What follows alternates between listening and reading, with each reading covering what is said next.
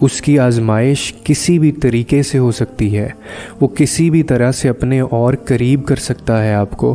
تو پھر گھبرائیے مت، بلکہ اس کو یاد کیجئے، اٹھتے بیٹھتے چلتے پھرتے ہر وقت بتائیے کہ اے اللہ مجھے آپ سے محبت ہے، مجھے اپنی محبت کی مٹھاس عطا کر دیجئے اور ویسا بنا دیجئے جیسا آپ کو پسند ہے۔ اور ہمیشہ یاد رکھو کہ اگر سجدے کی توفیق مل رہی ہے تو اس بات کو معمولی ہرگز مت سمجھیں، کیونکہ سجدے میں آپ کا سر ایسے ہی نہیں چلا جاتا، بلکہ آپ کو سجدے کے لیے چنا جاتا ہے۔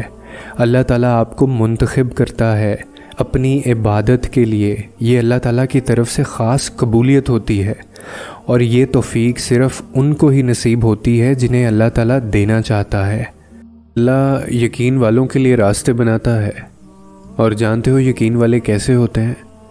جب ان کی دعائیں بھی ان کے مخالف ہو جائیں وہ تب بھی اللہ سے مانگنا نہیں چھوڑتے۔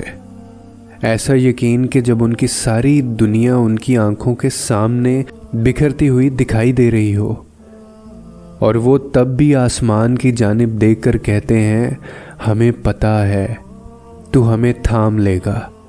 تو بتاؤ پھر کیا تم اتنا یقین رکھتے ہو؟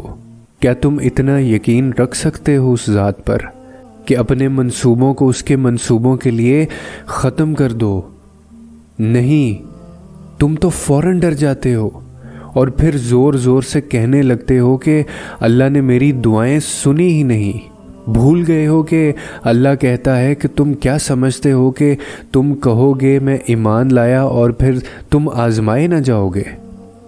جان مارنی پڑتی ہے تب جا کر اللہ ملتا ہے، یقین کی کڑی آزمائش کاٹنی پڑتی ہے، پھر جا کر معجزے ہوتے ہیں۔ تو پھر یقین رکھو، ایسا یقین کہ اگر اللہ تمہیں دائیں جانب چلنے کا کہہ دے تو تم چل دو، یہ جانتے ہوئے بھی کہ تمہاری چاہ بائیں جانب ہے۔